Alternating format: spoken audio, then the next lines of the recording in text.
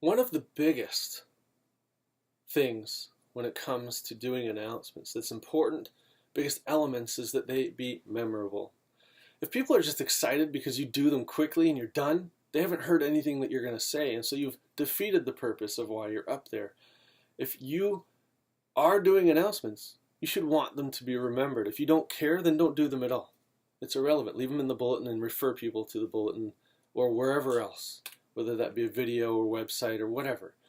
But if you are doing announcements, the memorability should be at the very top of that list. And there's a few things that I found that work as it relates to memorability in announcements is this: jokes.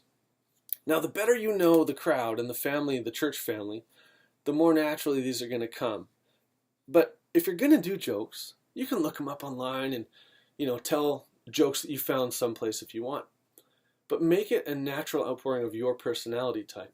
My humor tends to be dry, and I've managed to make it work. So I tell jokes, or I try and say something funny in relation to a picture or an announcement that I'm doing. Jokes, funny statements, funny thoughts are all relevant and keep people engaged and ready to hear what you have to say next. Second thing is interaction. Interaction is key because I'll go up on stage, the first thing I say is, "Good morning, so-and-so church," or "Hello, welcome," and ask for their response, and I'll do it again because then I've got them engaged. "Hey, that wasn't loud enough, I didn't hear you. Is anybody awake today?" Now, you don't have to do it in an extremely extroverted way. I'm an introvert by nature, and so it can be natural, but you want to get them engaged right from the beginning to acknowledge that you're up there and that you have something memorable, maybe funny, but definitely worthwhile in saying. Get them to raise their hands. If it's an announcement that, "Hey, who likes hockey? Floor hockey on Wednesday night." So you have them raise their hand first, then you inform them of why their hand is raised. "Hey, who likes pie? There's a coffee and dessert night for women on Friday." And so they remember because they engaged, interacted, and heard you ask them a question of what they enjoy or like.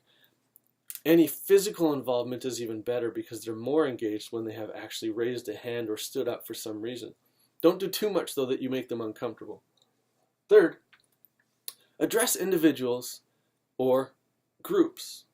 So if you know somebody's name in the crowd that's related to some kind of event or thing that you're representing or announcing, point them out, have them wave. Everyone around them suddenly is engaged again. That person is engaged. If there's a group of people, you can have all of that group raise their hands in the service, and you see people all across. All of a sudden, the rest of the congregation recognizes that that's not a small group. There's a bunch of them, and here's the variety of people involved with that group.